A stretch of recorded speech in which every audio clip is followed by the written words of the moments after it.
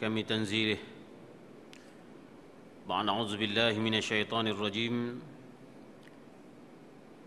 إن عدة الشهور عند الله 12 في كتاب الله يوم خلق السماوات والأرض منها 4 حرم إلى آخر الآية. صدق الله العلي العظيم. أشهد أن لا إله إلا الله وحده لا شريك له وأشهد أن محمدا عبده ورسوله.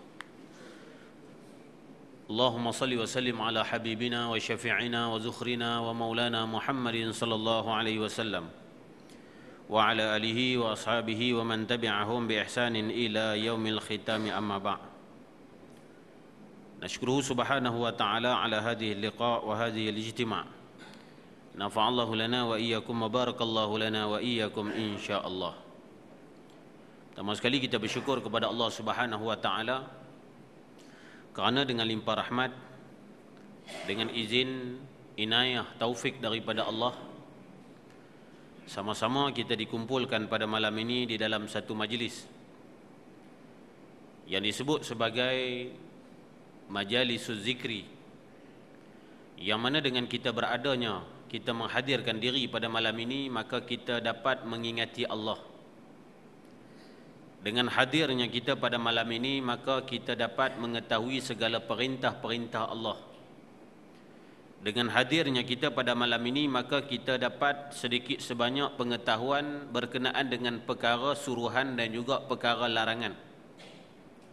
Jadi maka dengan sebab itulah majlis ini disebut sebagai Taman Syurga, yang mana hari ini kita bertuah. Sebab apa? Kita bertemu pada tahun baru, yang mana kita bertemu pada tahun baru Hijrah. Kita dah masuk bulan Muharram, yang mana hari ini kita berada pada tanggal 7 Muharram. Dan insya-Allah pada hari Isnin, pada hari Ahad kita akan sambut Tasu'a, dan hari Isnin kita akan sambut Ashura. Jadi walau bagaimanapun, sebagai muhasabah kita, yang mana setiap kalinya berlalunya tahun di dalam kehidupan kita, bukan berarti umur kita itu semakin bertambah. Jadi sebenarnya bila mana setiap kali bertambahnya tahun, berartinya berkuranglah umur kita satu. Bila bertambah tahun, umur kita kurang setahun. Jadi berarti kita dah hampir kepada janji Allah Subhanahu wa taala. Maka dengan sebab itulah, kalau kita tengok di antara tuntutan-tuntutan yang mana disebut berkenaan dengan bulan Muharram ini banyak.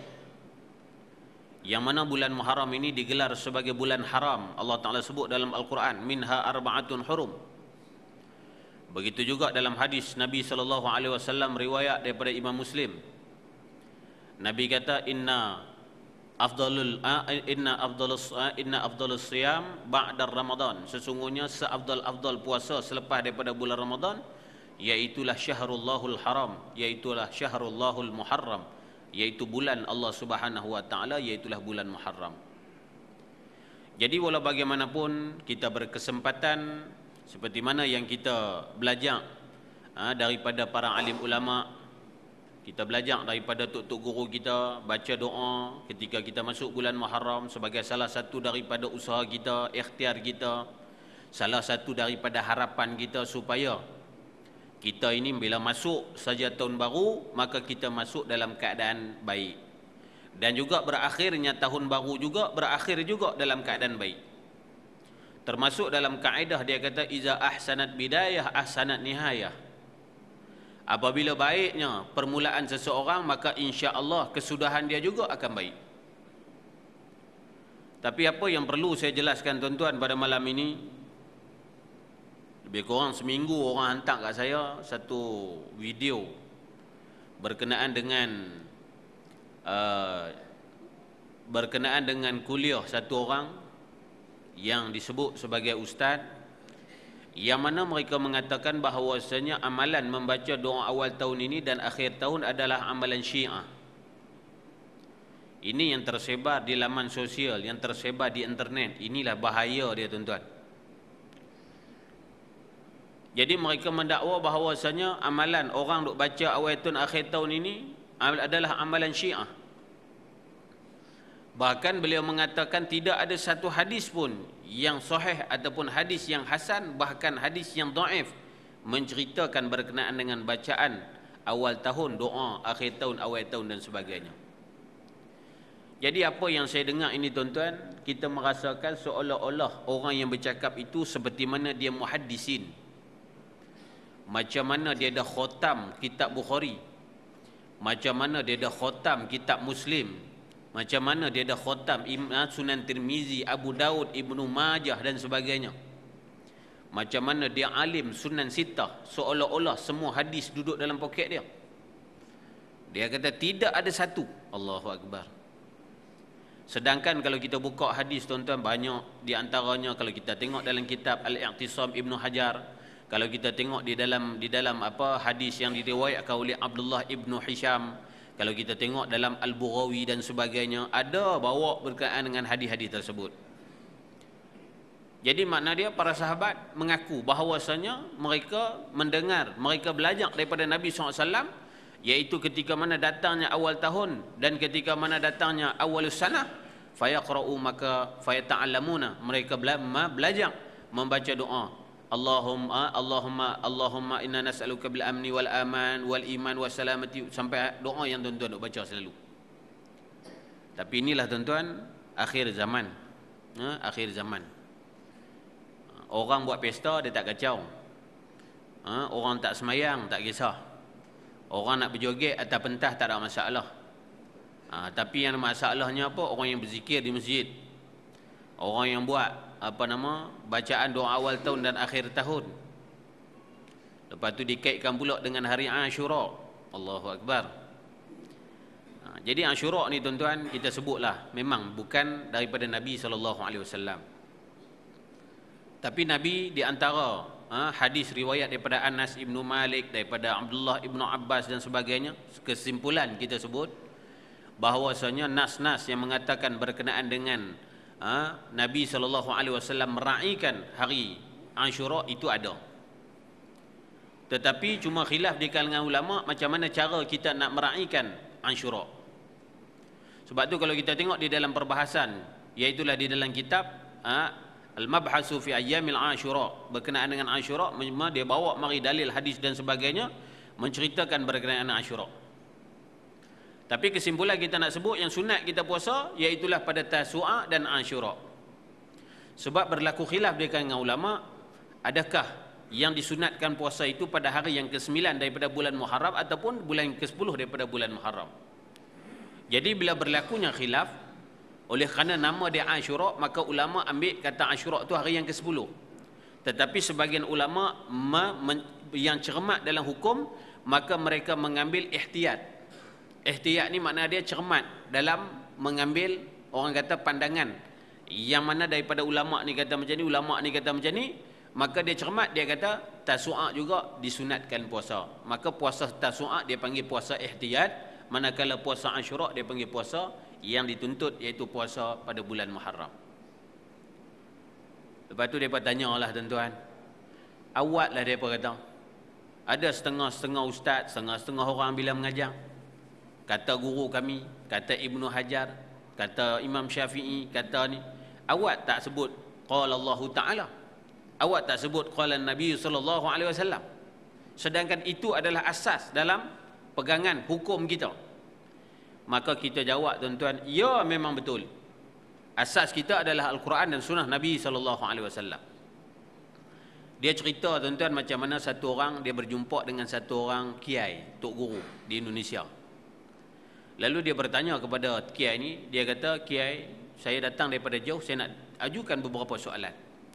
Di antara soalan saya nak tanya, dia kata, sebab apa tok guru, kiai, para kiai dan sebagainya, bila baca kitab, bila menyampaikan ilmu, sebab apa mereka mengatakan qala syaikhi, guru aku?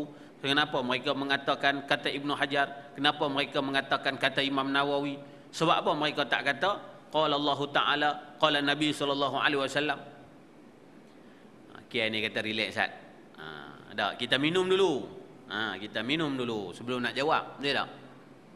Dia pun suruh bini dia buat ayak. Buat ayak lantai kau, buat mainlah cawan letak. Dia kata minum, tuanglah ayak. Kawan pun ambil, teko tuang masuk dalam cawan. Tok guru tu tanya, kiai tu tanya, aku nak tanya hang sikit nak muda awak hang tuang ayak masuk dalam cawan. Awak tak minum terus dalam teko. Dia tak? Sepatutnya ambil teko tu tegak terus je. Pasal apa letak dalam cawan? Dia kata yang pertama sekali, dalam teko ni terlalu banyak, dia kata. Terlalu banyak sangat.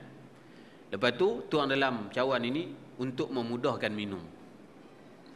Maka kata tok guru ni, dia kata itulah jawapan apa yang kamu tanya aku tadi.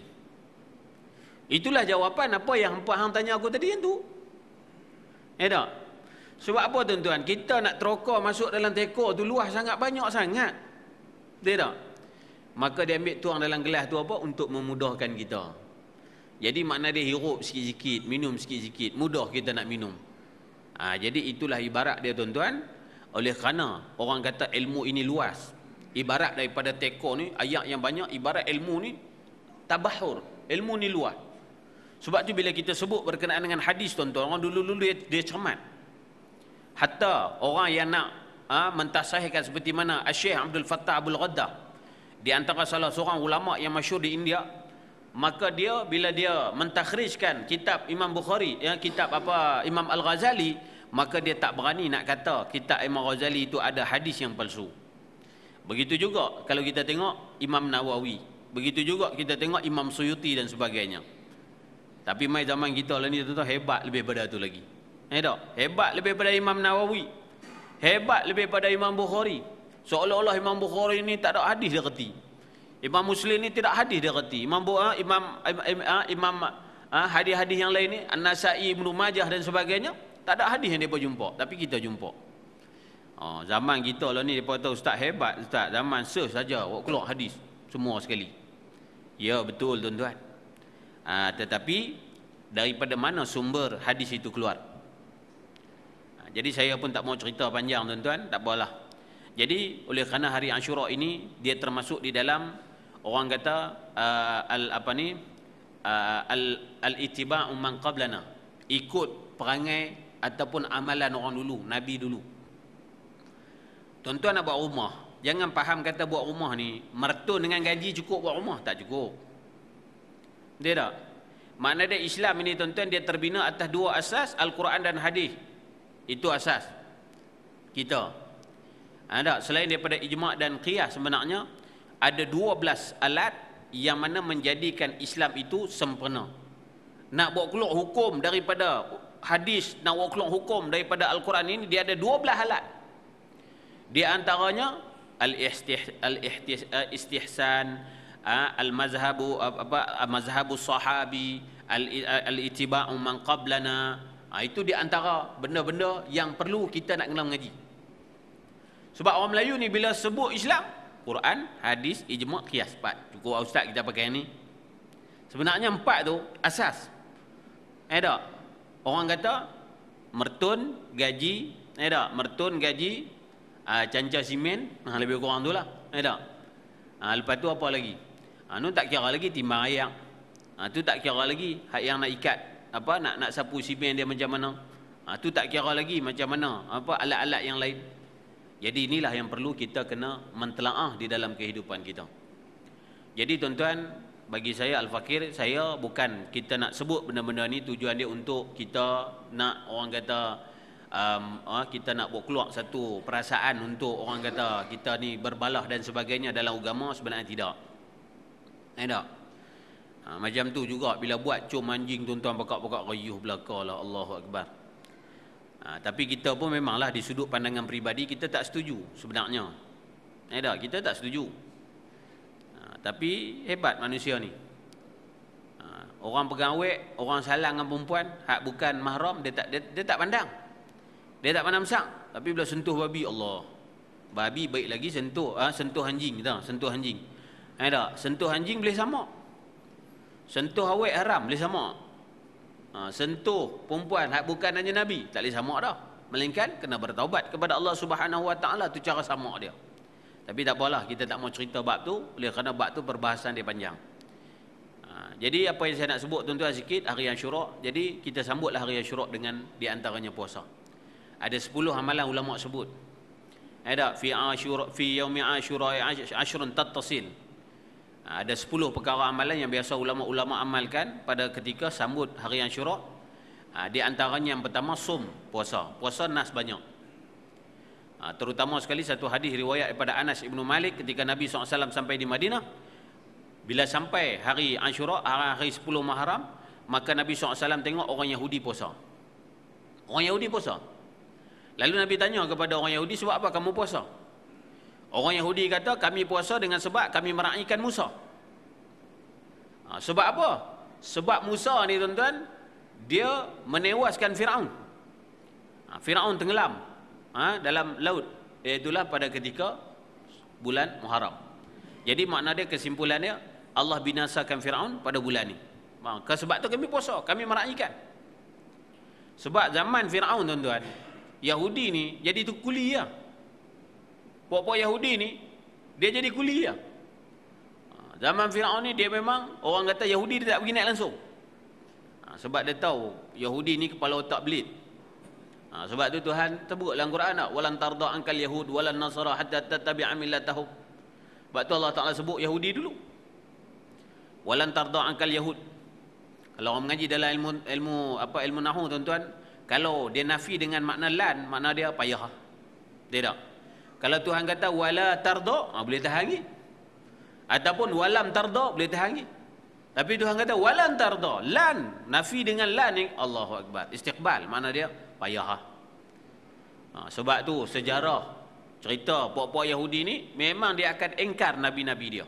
Tak kira lah sama ada Nabi Harun, sama ada Nabi Musa, sama ada Nabi mana pun yang datang daripada Bani Israel, maka banyaknya kisah sejarah mereka ini adalah daripada golongan orang-orang yang tidak mahu taat kepada Nabi.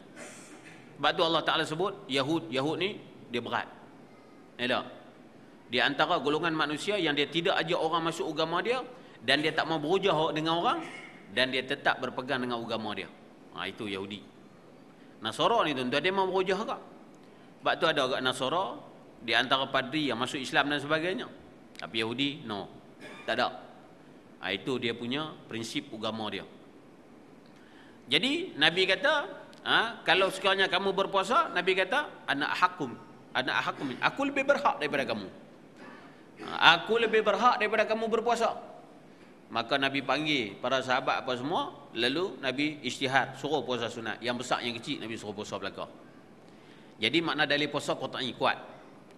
Jadi sama ada Tasu'a atau Asyura. Jadi kalau tuan-tuan tak mampu puasa hari Asyura, hari Senin, puasalah hari kalau kata tak mampu nak puasa 2 hari lah. Hari Tasu'a, hari Ahad, hari Asyura, hari Senin, puasalah 1 hari pun cukup dah. Ambil Asyura pun dah pada dah. Dia kata kami ustaz, puasa ni jarang juga, tapi bubuk suara kira okey lah. Orang kita bubuk suara tuan-tuan, dia tak? Jadi amalan dia apa? Kita pertama som, yang kedua salli. Som, salli, sil. Salli makna dia apa? Selawat kepada Nabi banyak. Bulan Muharram, selawat kepada Nabi banyak. Yang ketiga sil, hubung silaturahim. Bulan Muharram ni tuan-tuan, kita kena hubung silaturahim. Yang keempat zur aliman, kena ziarah orang alim. Bulan Muharram ni buat satu program ziarah orang alim. Ni ziarah pi Zoo Melaka rajin, bawa anak beranak. Ziarah pi Zoo Taiping tengok adik-beradik rajin. Tak? Tapi dia tak teringat bila pi satu tempat dia nak ziarah orang alim. Itu rahmat Allah Subhanahu Wa Taala. Jadi sebab tu yang keempat, zur aliman, ziarah orang alim. Orang dulu-dulu tuan-tuan, dia mengaji tak banyak, tapi petua dia rajin ziarah orang alim. Dia panggil tabarrukan, berkat. Berkat dia tu. Itu yang kita nak.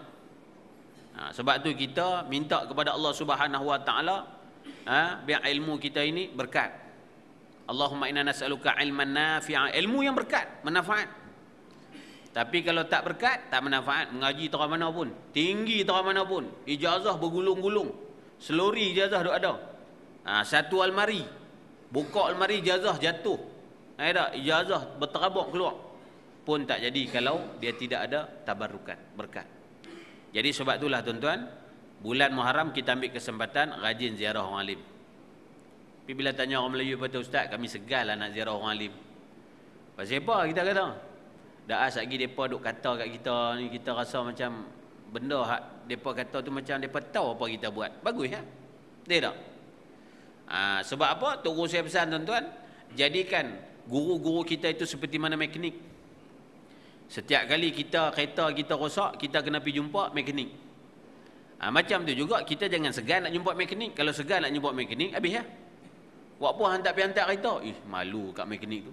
Setiap kali aku jumpa dia, dia maki aku. Dia kata apa? Buta perut, naik kereta saja. Dia tak?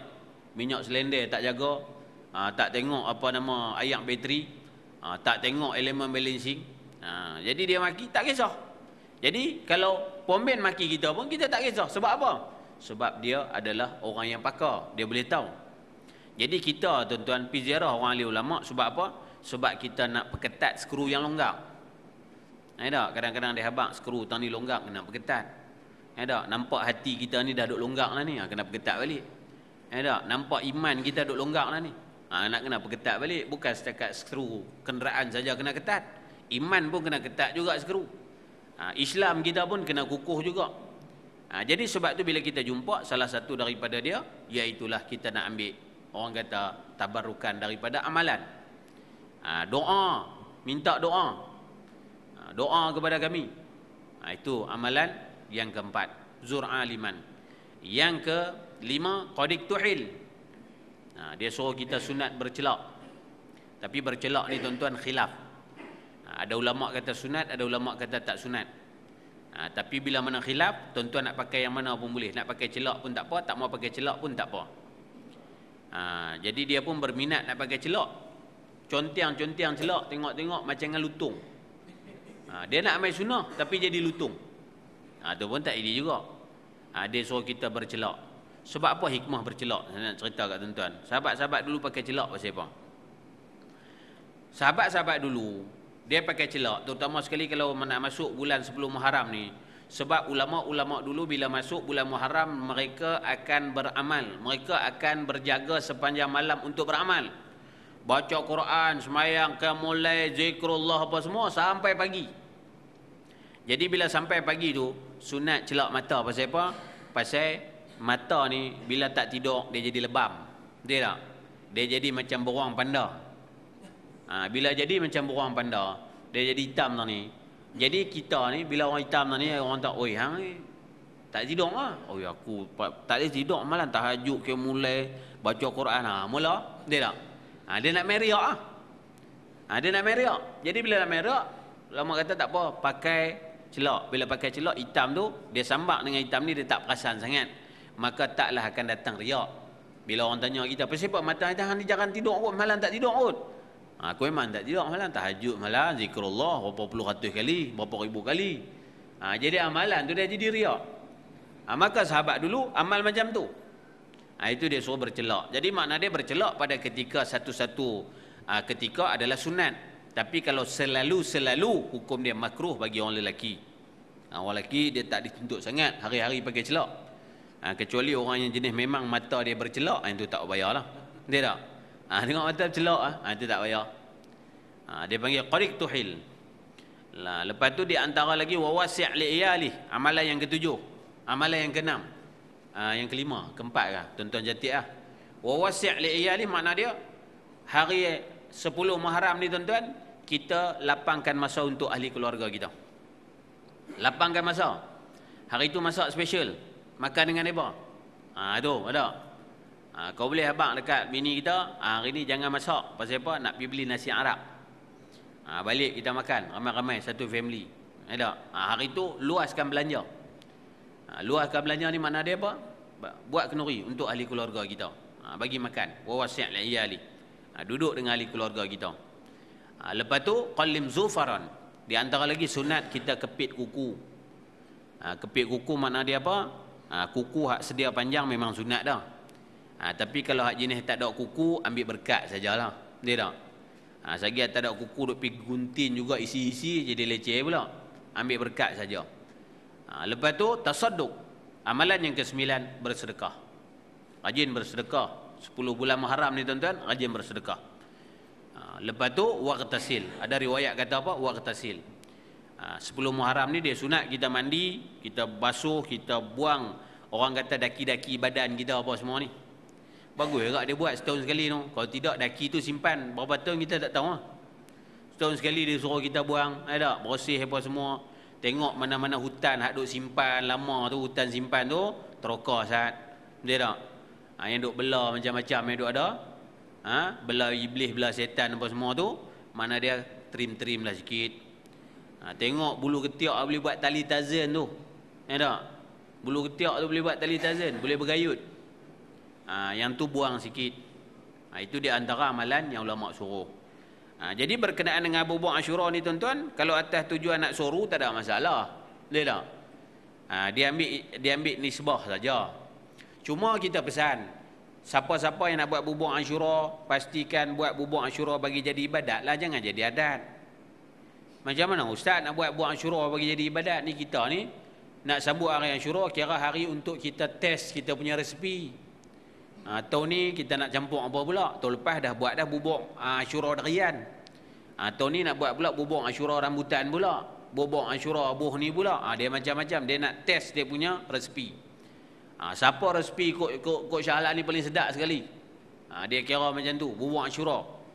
Jadi bubuk Asyura ni tuan-tuan buat, ambil nisbah Nabi Nuh ni kira kalau bubuh benda-benda yang orang kata warid daripada kisah Nabi Nuh, dia jadi ibadat lah. Mana? Ada 7 benda Nabi Nuh buh. Tuan-tuan nak buah derian kan, nak buah rambutan kan, nak buah apa. Lah ni kan buah dokong murah, nak kacau dokong sekali masuk tak kira lah. Tapi pastikan ada 7 benda. Ya tak? Fi yaumi Asyura sab'un tuhsaru. Pada hari Asyura ada 9 perkara yang warid daripada Nabi Nuh yang dimasak. Yang pertama burun. Tepung, gandum dia panggil. Yang kedua ar-ruzun, beras. Masuk dalam tu. Ambil berkat lah sikit lah masuk. Burun ar-ruzun, summa mashin, kacang mash. Lepas tu kacang adas, kacang kuda. Lepas tu kacang lubia. Lubia ni kacang panjang, sejenis kacang panjang di negara Arab. Kita tak ada. Tapi tak apalah, hak panjang, tengoklah hak panjang tu kira boleh nama lubia jugalah kita kata. Walubia.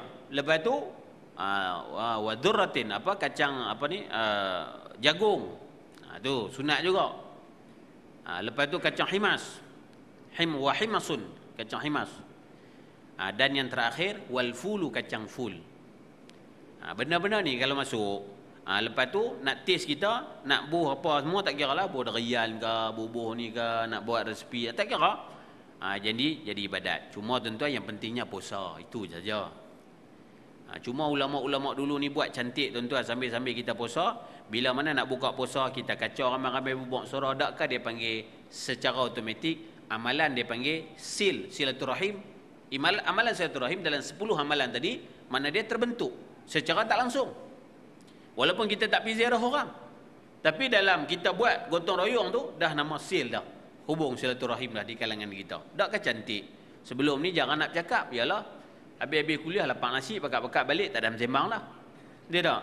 Habis-habis kuliah subuh pun pakat-pakat nak sarapan belaka, pakat-pakat tak ada nak bersembang dah.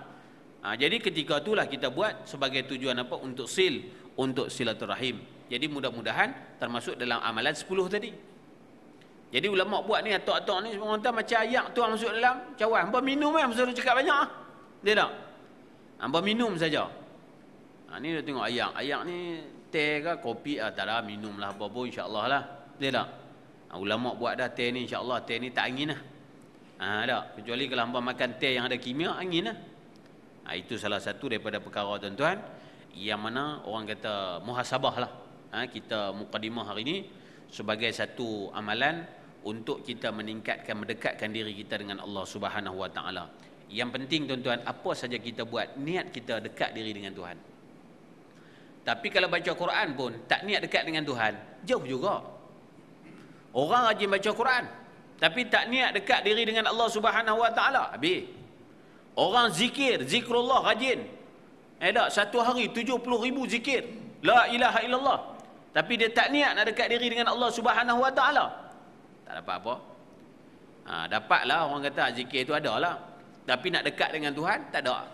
Illa bu'da, melainkan dia jauh dengan Allah Subhanahu Wa Taala kerana dia buat amalan dengan keadaan lalai kepada Allah sama juga macam orang semayang, tapi lagi semayang lagi jauh.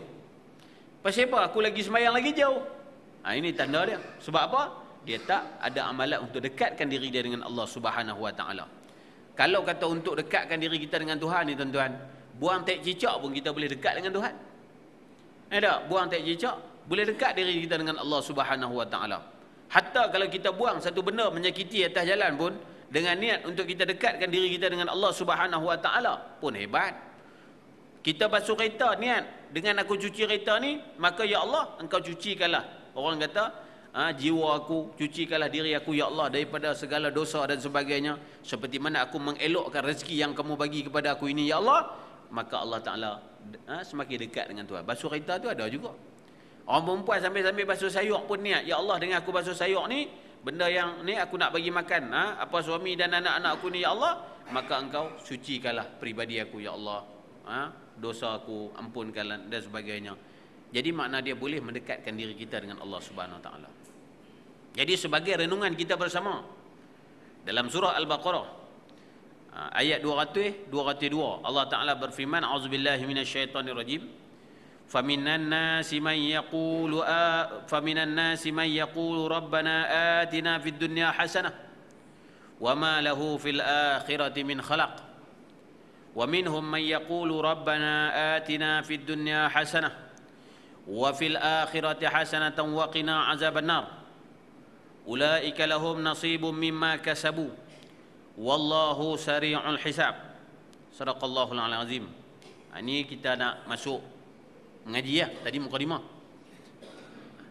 Jadi dalam Al-Quran Allah Ta'ala kata, faminan nas, sebahagian manusia, may yaqulu, mereka yang hanya berkata, mereka hanya minta, Rabbana atina, wahai Tuhan kami, atina fid dunya hasanah, selamatkanlah kami di dunia. Mana dia Rabbana atina fid dunya, minta dunia saja. Tapi Tuhan kata wa ma lahu fil akhirati min khalaq. Tetapi tidak ada bahagian mereka itu di negeri akhirat. Mana dia hak negeri akhirat tak ada. Minta dunia saja. Tapi ada sekelompok manusia lagi, wa minhum, sebahagiannya, may yaqulu, mereka yang berkata, memohon kepada Allah Subhanahu Wa Taala, Rabbana atina fid dunya hasanah wa fil akhirati hasanah wa qina azabannar.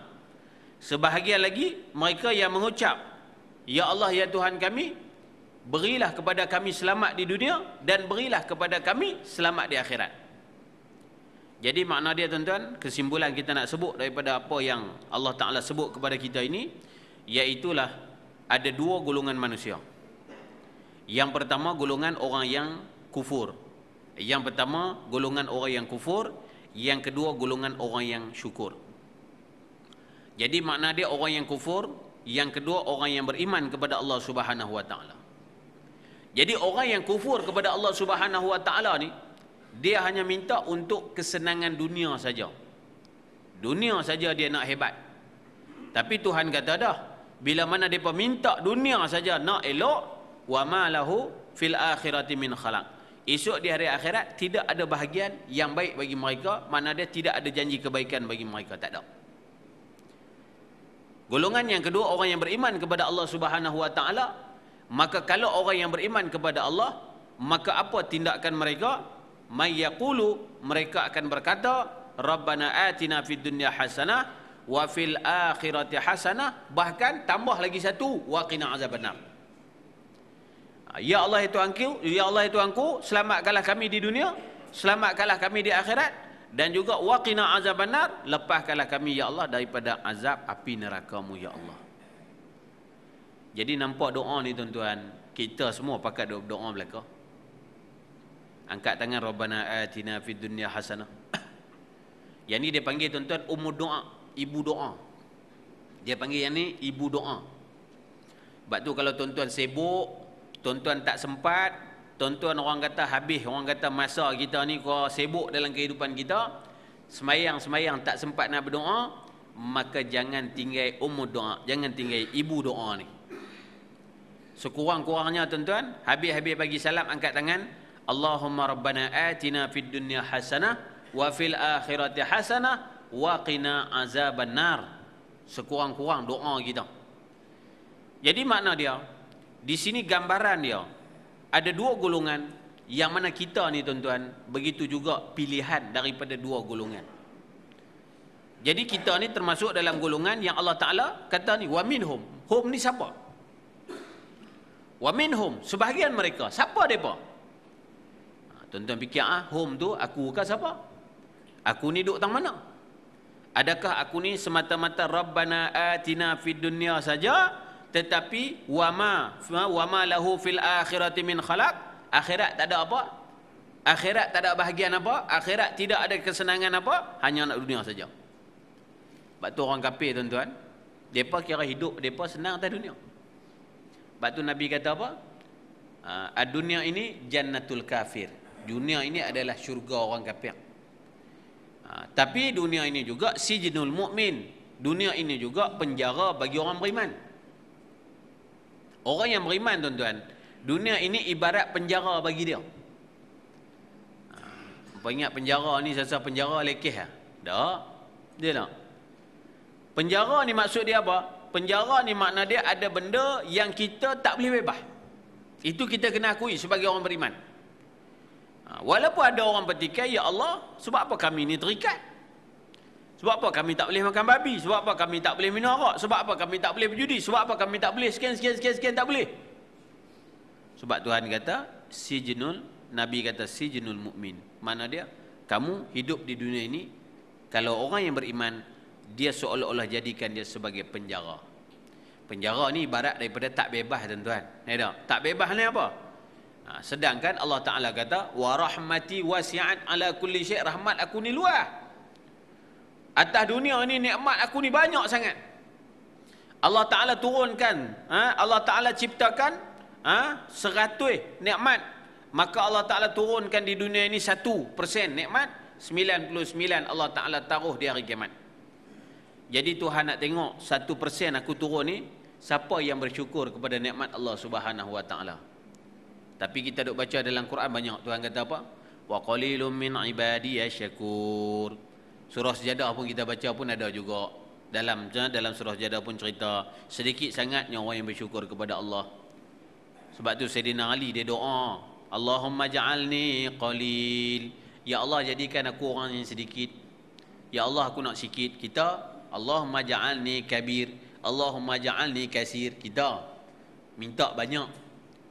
Lalu sahabat bertanya, wahai Ali, sebab apa kamu berdoa Allahumma ja'alni qalil, minta sikit?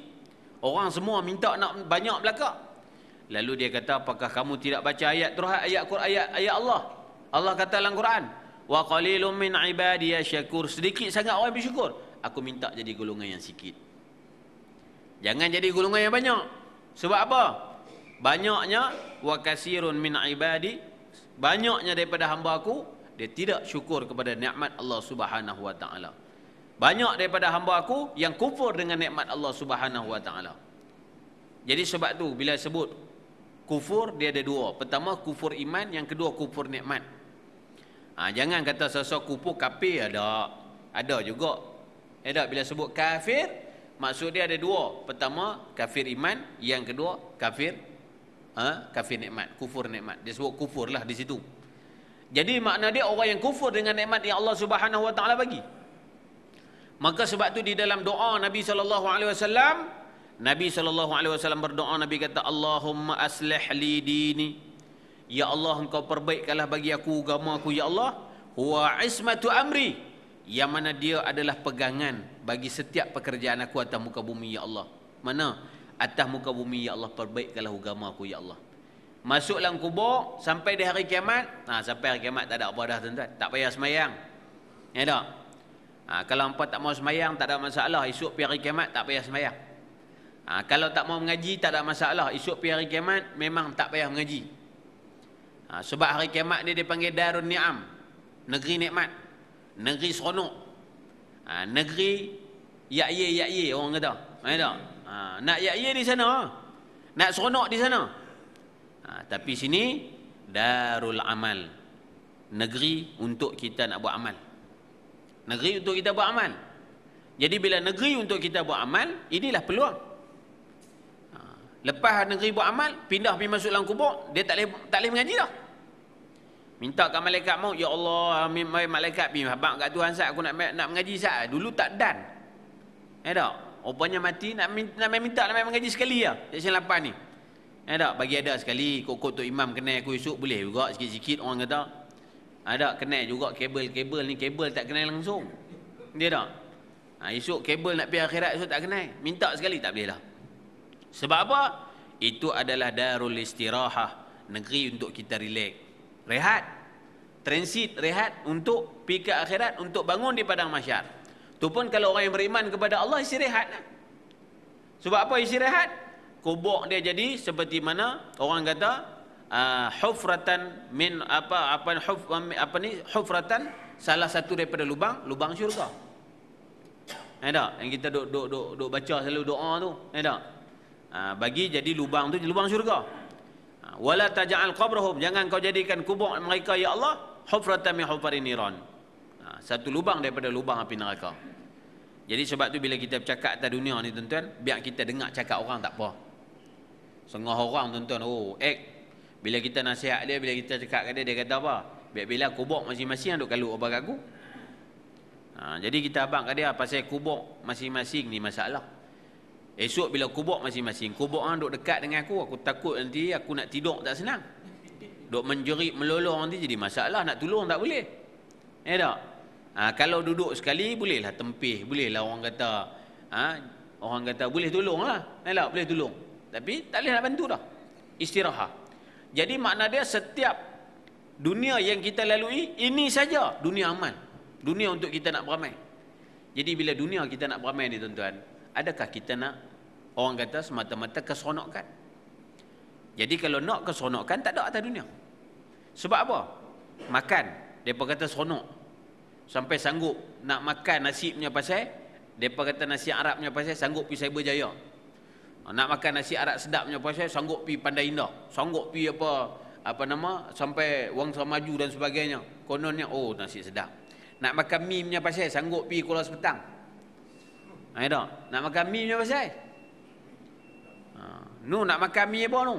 Dekat Kuala Korau. Pergi merangkak pergi Kuala Korau pasal apa? Nak makan mie berasap. Mie tu berasap, Masya Allah. Tak? Pasal nak makan tu ya. Jadi makna dia, dengan sebab makan ni kita tuntut, kita cari sungguh-sungguh. Tapi bila mai dalam bab ibadat, bila mai dalam bab benda yang kita nak bawa pergi hadapan Allah Subhanahu Wa Taala, lalu kita tak ada syarat. Mana? Rabbana atina fid dunya hasanah wa fil akhirati hasanah, kita mana?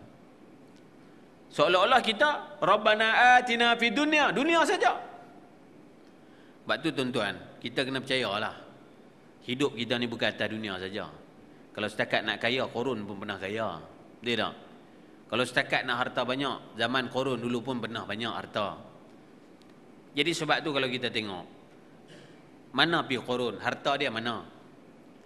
Harta yang banyak Qarun tu sampai 70 ekor unta. Ada riwayat kata bawa 7 ekor unta, bawa anak kunci dia, mana pergi? Tak ada dah. Sampai lah ni harta timbul semua, harta Qarun belaka punya banyak harta dia sampai duk timbul lah ni. Jumpa tang mana pun kira Qarun semua. Jadi mana pergi dia? Jadi kalau setakat kesenangan tera Qarun, tak ada apa. Macam tu juga kalau kita rasakan bahawasanya kuasa ataupun takhta itu adalah satu kesenangan kita atas dunia, sejauh mana nak senang tuan-tuan macam mana Fir'aun? Fir'aun ni tuan-tuan tengok, dia kerajaan yang besar, dia berkuasa, sehingga kan dia perintah suruh bunuh semua anak lelaki-lelaki, bunuh habis. Tapi Allah selamatkan Musa. Itu beza tuan-tuan. Musa dididik dalam istana Fir'aun, tapi jadi orang yang penentang Fir'aun. Macam tu juga isteri dia, Asia, isteri Fir'aun, tetapi orang yang beriman kepada Allah Subhanahu Wa Taala. Beza dengan Nabi Allah Lut, beza dengan Nabi Allah Nuh. Nabi Allah Nuh tuan-tuan, anak dia dididik dengan tangan Nabi Nuh, isteri dia dididik dengan tangan Nabi Nuh, tapi dia tak beriman kepada Allah Subhanahu Wa Taala. Dia tak beriman kepada Allah. Kalau begitu kita, Nabi Lut, Nabi Nuh ni lekeh kan? Bini minta arti nak jaga. Anak-anak pun tak reti nak jaga. Jadi tuan-tuan, bukan masalah tu, masalah Nabi ni adalah sebagai role model kita, sebagai Allah Ta'ala nak tunjuk. Sebab tu Tuhan kata apa? Wa kullan naqussu 'alaika min amba'ir rusul ma nusabbitu bihi fuadak. Setiap kisah yang kami cerita kat hangpa dalam Al-Quran ini adalah sebagai satu pemangkin untuk kamu kuatkan iman kamu kepada Allah Subhanahu Wa Ta'ala, untuk kuatkan jiwa kamu. Sebab tu mai cerita Nabi Nuh. Ada, bukan nak abang Nabi Nuh lekeh, bukan nak abang kata Nabi Lut lekeh tak. Tapi nak abang kata tu salah satu daripada Allah bagi petunjuk kat kita.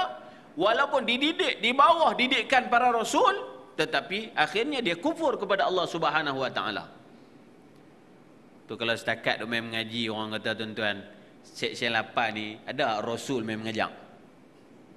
Ada nabi main mengajak? Tak ada. Dia tak.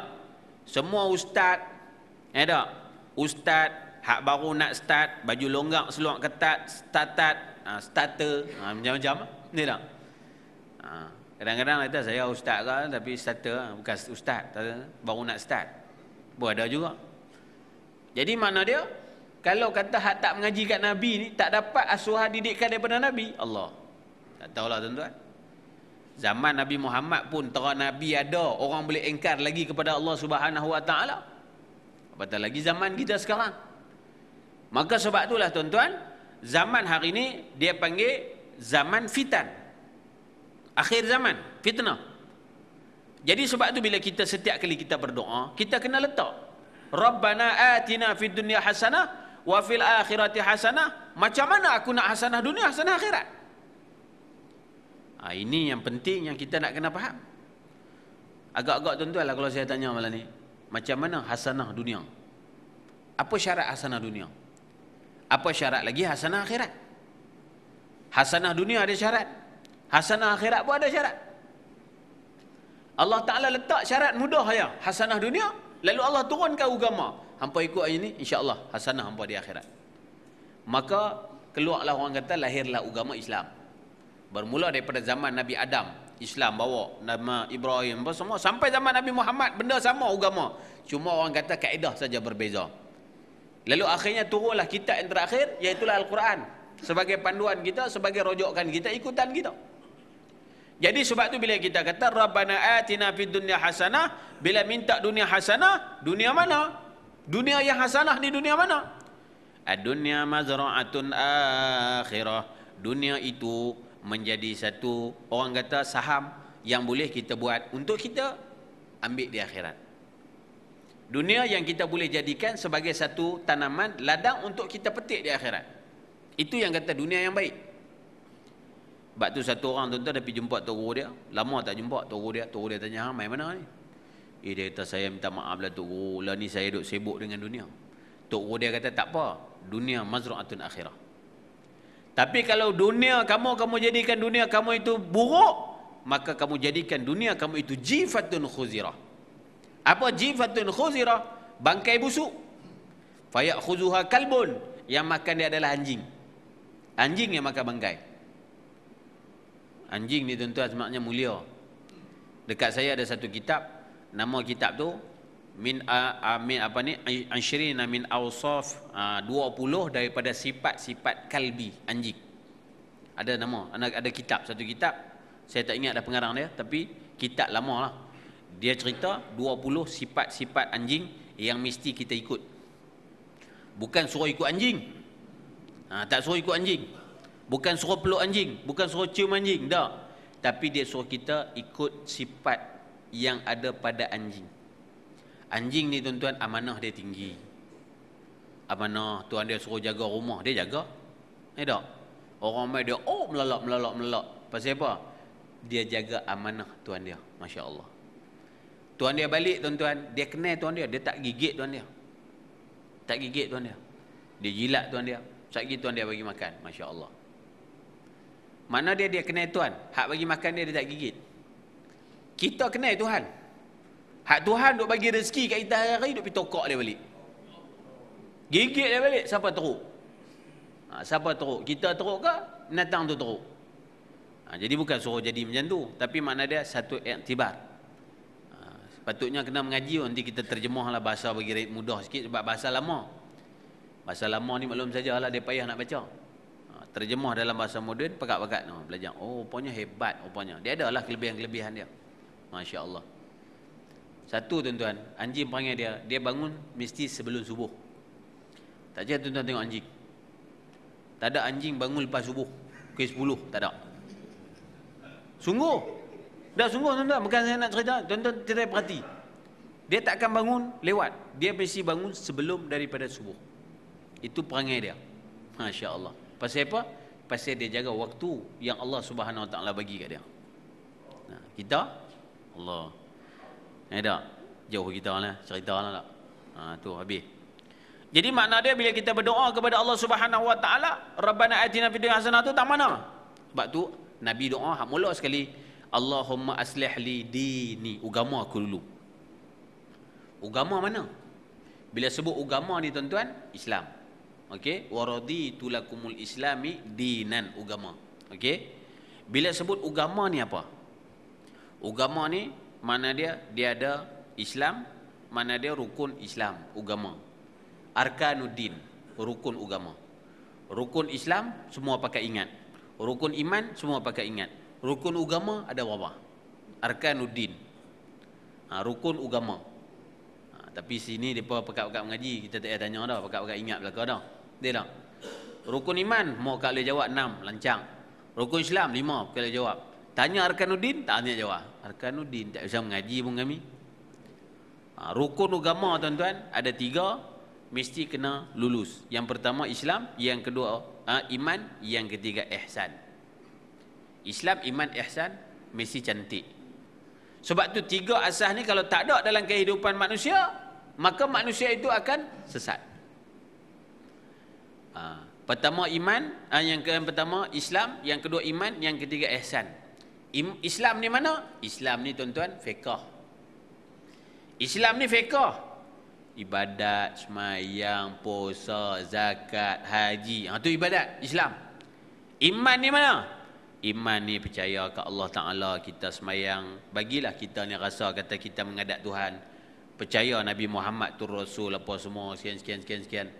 Ihsan ni apa? Antak budallaha ka'annaka tarah. Bila mana kita pegang Islam, pegang iman, ada ihsan, maka semua itu tuan-tuan cantik. Ihsan ni apa? Ihsan ni dia panggil akhlak. Ihsan dia panggil tasawuf. Ihsan adalah sifat menyempurnakan bagi Islam dan iman seseorang. Kalau orang ada Islam, ada iman, dia tak ada ihsan, dia akan sesat. Kalau orang ada Islam, ada ihsan, tak ada iman, tak boleh, lagi jauh. Orang ada iman, tak ada ihsan, tak ada Islam pun tak boleh. Mesti 3 kena betul. Sebab apa tuan-tuan? Itu adalah dia punya kayu pengukur dia. Beza dia macam ni. Kita letak 3 benda. Kalau tuan-tuan, seseorang tu pegang satu je. Contoh dia pegang satu je. Okey, dia pegang satu. Kalau dia pegang satu je, kok mana pun dia kata dia betul terpecah. Betul tak? Betul terpecah kan? Aku kok mana pun betul terpecah betul. Pasal dia pegang satu. Tapi satu ni tuan-tuan, dia tak boleh nak ukur. Nak ukur dia, okey, dia ambil satu lagi, letak tang ni. Bila ambil satu lagi letak tang ni pun, dia tak boleh nak ukur lagi. Macam mana nak tahu kata betul tak betul? Melainkan dia kena ambil lagi satu benda, 3. Contoh, kita ambil ni lah. Ada, ambil satu lagi. Contoh, letak tang ni. Jadi bila letak 3 ni, baru kita tahu. Oh, saya ingat. Ambil, ni betul sikit. Lihat contoh. Lihat tak? Ni saya ingat. Yang ni betul. Jadi barulah nampak betul itu kita boleh ukur tak mana. Jadi kalau buang 2, betul terbaca. Aku betul dia. Orang lain semua masuk neraka, aku saja masuk syurga. Habis ya? Betul tak? Jadi sebab itulah Islam, iman, ihsan ni satu benda yang wajib kita nak kena tahu, kita nak kena belajar. Sebab tu kalau tuan-tuan bahas bab Islam saja, tak bahas bab iman tapi tak bahas bab ihsan, benda tak akan selesai. Benda tak akan selesai. Sebab apa? Benda tu dia bersangkut 3 benda. Bahkan ihsan itulah boleh menyempurnakan Islam dan boleh menyempurnakan iman. Ini yang kita nak kena letak dalam diri kita. Benda ni nak kena mengaji panjang masa. Allahumma aslih dini, ya Allah, pertama sekali kita minta Islam kita, agama kita ni baik dulu. Yang lain ni lagi. Asas kita agama. Sebab tu kata Islam tu way of life, sebagai kehidupan. Mana dia? Macam pakaian, macam pakai kita. Kalau kita tak pakai tak boleh. Mesti kena pakai Islam. Tak? Tapi orang jalan telanjang, dia berasa malu. Tapi dia buang, dia telanjangkan Islam, dia tak malu. Dia telanjangkan Islam, dia tak malu.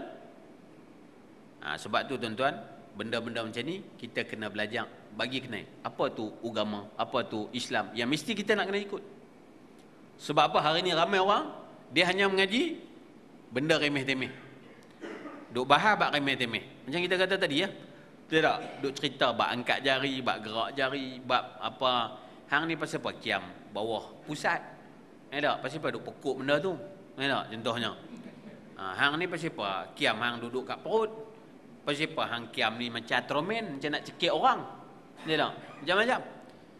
Benda macam tu pun boleh jadi ramai. Boleh jadi ramai. Di Pulau Pinang tuan-tuan sampai tak pergi sembahyang jemaah tak ikut imam. Kes apa? Kes imam sembahyang tak gerak jari ya. Saya tu ya pun. Jadi benda-benda macam tu tuan-tuan, dia ada tasamuh. Sebab apa khilaf di zaman Nabi ni berlaku semenjak zaman Nabi. Orang kata zaman Nabi tak berlaku khilaf, bohong. Baca sejarah. Zaman Nabi pun berlaku khilaf. Ketika berlaku dalam satu peperangan tu, Nabi SAW suruh para sahabat pergi di satu tempat, lalu nak pergi ke destinasi tu, Nabi kata semayang asar di sini. Hampa semayang asar di tempat ni. Sebelum hampa semayang situ, borang pergi terus. Tiba-tiba sahabat semua pakat-pakat pipi sampai di situ, tiba-tiba sampai awal. Asar tak masuk lagi. Maka sebagian sahabat ijtihad. Dia kata kita jalan terus ya sampai sana dan lagi asar kita semayang asar di sana. Sebagian sahabat lagi kata apa? Nabi suruh sembahyang di sini, kita kena sembahyang di sini. Lalu berlaku dua ijtihad. Khilaf dia panggil. Bila dua khilaf, setengah rombongan bergerak pergi ke tempat sana. Sembahyang asar di sana. Hak sebahagian lagi tunggu. Sebab apa? Ikut Nabi. Lalu bila balik daripada situ, orang cerita kepada Nabi SAW, maka Nabi kata dua-dua pun betul. Nampak? Berlaku khilaf dah zaman dulu. Jadi sebab tu benda-benda hak ni kita tak payah jadikan satu benda besar dalam kehidupan kita. Yang penting kita nak tarbiyah diri kita. Nak tarbiyah diri kita. Hari ni bukan setakat kita nak belajar ilmu, tapi kita nak mengadabkan diri kita. Tuan-tuan kalau setakat belajar ilmu tuan-tuan, mengaji puluh tahun tak ada kesan. Tak ada kesan. Sebab tu mengaji cuba mengadabkan diri kita. Macam mana aku nak mengugamakan aku? Macam mana aku nak mengimankan aku? Macam mana aku nak mengihsankan aku? Itu. Bila dah lengkap ni tuan-tuan, dia akan datang yang keempat, ma'rifah. Baru mai. Ni dah mayang zikir kakak tua. Tak? Subhanallah semua. Burung pun boleh berzikir. Burung pun boleh baca Quran. Tapi kita nak baca Quran kita berbeza. Semayang kita berbeza. Itu cara dia. Jadi insya-Allah mudah-mudahan Allah Subhanahu Wa Taala bagi rahmat. Itu yang pertama.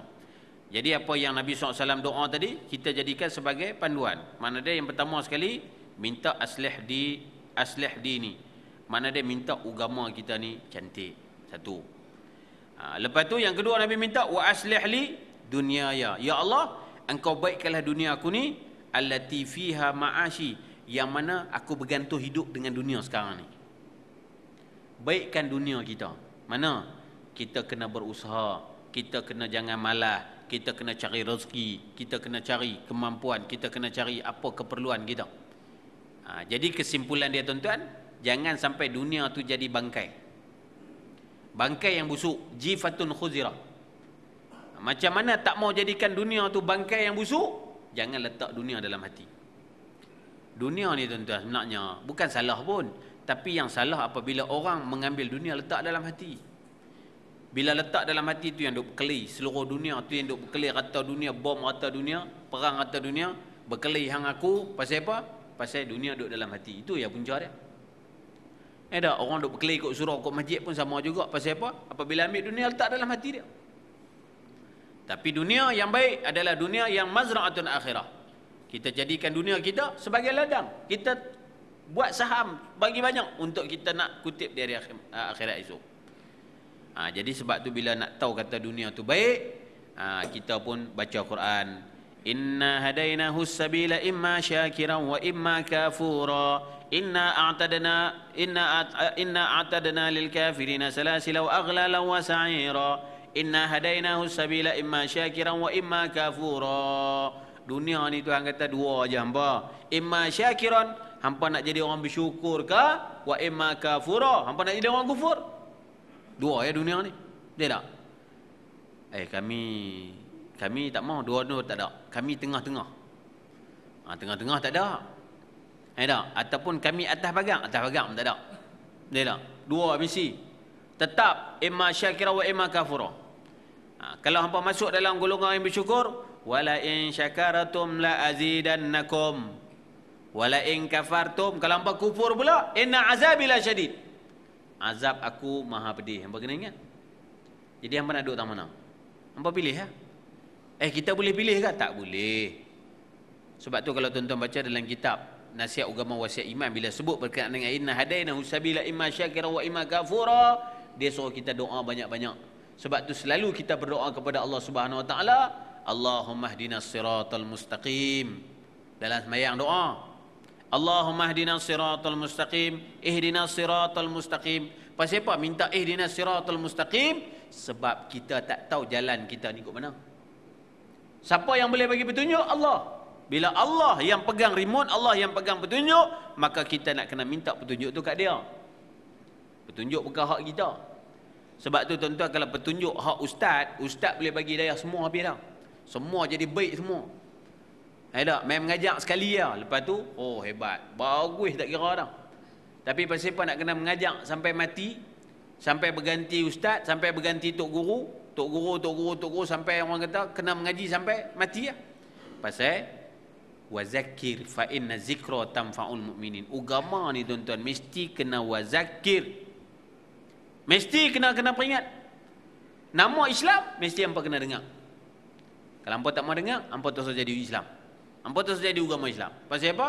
Bila sebut Islam, wazakir fa inna zikra tanfa'ul mu'minin. Mesti kena dengar peringatan. Jadi sebab apa? Supaya kita nak mengimankan kita, mengislamkan kita. Ustaz boleh cerita bab Islam, ustaz boleh cerita bab iman, ustaz boleh cerita bab ihsan, tapi yang mengihsankan kita siapa? Kita sendiri. Minta kepada Allah Taala. Allahumma inna nas'alukal huda. Allahumma inna nas'alukal huda wat tuqa. Doa. Wal afaf wal ghina. Minta. Allahumma arina haqqa haqqan warzuqna ittiba'ah wa arina batila batilan warzuqna ijtinabah. Allahumma ya mughayyiral ahwal hawil halana ila ahsanil hal. Minta. Itu semua doa. Allahumma ya muqallibal qulub sabit qulubana ala dinik. Wahai Allah yang jaga hati manusia, remote dia pegang ni, sabit qalbi, tetap hati aku ni ala dinik wa ta'atik, di atas agama kamu dan taat kepada kamu ya Allah. Jangan bagi hati aku ni kali. Jangan bagi hati aku ni berpaling. Ini benda-benda yang perlu kita nak kena ambil berat. Akhir zaman ni tuan-tuan. Akhir zaman ni tuan-tuan, jangan fikir lain, fikir kita nak beramai pasal apa? Nak bawa pergi dalam kubur esok. Itu yang fikir. Tak apalah dunia cari makan apa semua, yang tu sampingan nak kena fikir. Dunia itu adalah keperluan, bukan dunia itu matlamat. Ingat itu. Siapa jadikan dunia itu matlamat? Lingkup. Tapi dunia mesti jadi keperluan hidup kita. Jadi bila dunia itu keperluan tuan-tuan, tak ada kereta besar kereta kecil pun boleh lah, tak ada masalah. Dia tak? Tak ada baju hak baru, baju hak boleh pakai tutup aurat pun okey dah. Tak boleh makan nasi kandang sekat 3 rasa. Dia tak? Boleh makan nasi dengan lauk telur goreng pun jadi dah. Jadi baru dia main qanaah, baru dia main zuhud, baru dia main warak dan sebagainya. Baru ada benda-benda tu. Pasal apa? Pasal dia tahu nilai dunia ni macam mana. Jadi sebab tu benda-benda tu jadi peringatan bagi kita.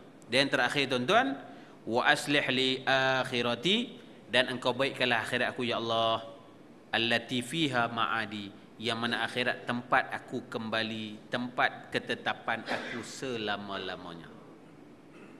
Ingat, minta kat Tuhan. Yang ketiga, akhir Nabi kata, akhirat aku ya Allah bagi baik juga. Pasal apa? Itu tempat aku nak orang kata tetap, bukan transit lagi dah. Aku nak tetap terus di sana. Hari kiamat adalah hari tempat kita duduk tetap. Lah ni tak tetap tuan-tuan. Umur 60 qalu inna lillah. Betul tak? Umur 45 mati. Lah ni tak kira mati ni. Umur kecil-kecil mati. Tengok sahabat tengok lah. Budak-budak kecil duduk tengah-tengah main, terjerat tali duit mati. Ada juga, tak ada masalah. Mati ni. Sebab kalau kita yakin kata benda tu adalah takdir, tak ada masalah. Ada. Mati hak zuhir pun ada. Mati hak yang tak zuhir pun ada. Tengok-tengok hilang. Ada orang betul tak? Mati ke apa kita pun tak tahu. Tak hilang lah. Sampai lah cari tak jumpa. Nak buat macam mana kita pun tak tahu. Itu pun sebahagian daripada maut juga. Tapi maut dia kaedah dia macam lain. Jadi kita yakin benda tu.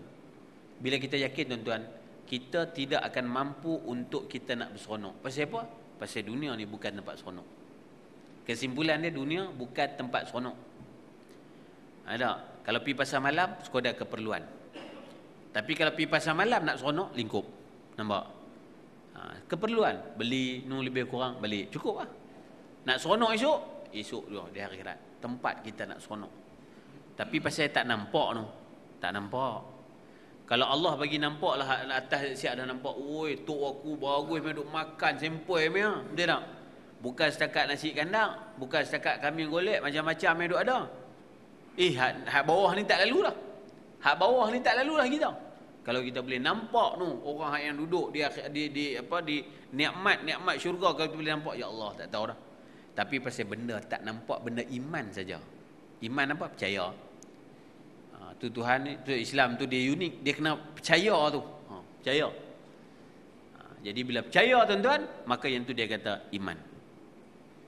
Wallahu alam. Mudah-mudahan Allah Subhanahu wa taala bagi rahmat dan berkat kepada kita insya-Allah, dan mudah-mudahan Allah Subhanahu wa taala merahmati dan Allah buka pintu hati kita insya-Allah untuk kita sentiasa mengabdikan diri kita kepada Allah, dan kita menjadi hamba Allah Subhanahu wa taala, bukan hamba manusia, bukan hamba dunia, bukan hamba makhluk, bukan hamba-hamba apa saja, tapi kita nak jadi abdun. Abdun mana? Abdun syakura. Hamba yang syukur kepada Allah Subhanahu wa taala. Insya-Allah mudah-mudahan Allah lahirkan kita daripada golongan-golongan orang-orang yang sentiasa duduk taat patuh kepada Allah, dan Allah tak palingkan hati kita daripada sentiasa taat berpaling kepada lalai dan lara dan sebagainya insya-Allah. Jadi kau dah tu tuan-tuan tu orang kata lah ni maghrib, isya pun dah isya awal kan. Jadi insya-Allah kita berhenti dulu, maghrib pun awal. Itulah sebagai peringatan untuk diri saya dan tuan-tuan semua insya-Allah. Mudah-mudahan apa yang saya sampaikan tadi memberi manfaat untuk saya sendiri, tuan-tuan perempuan yang hadir pada hari ini insya-Allah. Jadi bina satu tekad tuan-tuan, kita duduk di Darul Amal, beramailah tuan-tuan. Jangan tunggu mati esok dalam kubur baru nak minta nak beramai, tak boleh dah.